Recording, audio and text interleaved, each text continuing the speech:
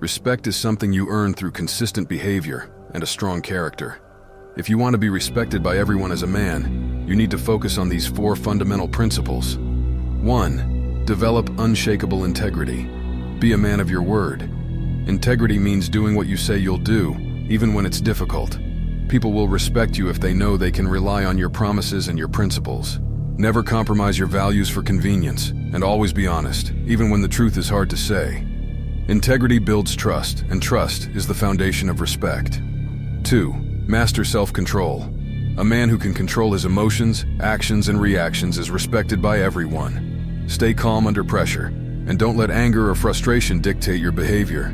When you keep your cool in challenging situations, people will see you as strong and dependable. Self-control shows maturity and discipline, qualities that naturally command respect. 3. Set clear boundaries. Set and enforce your personal boundaries. Don't let people take advantage of your kindness or disrespect your time. Say no when necessary and stand firm in your decisions. Boundaries show that you value yourself and won't tolerate mistreatment. People respect men who know what they want and aren't afraid to stand up for it. 4. Project confidence, not arrogance.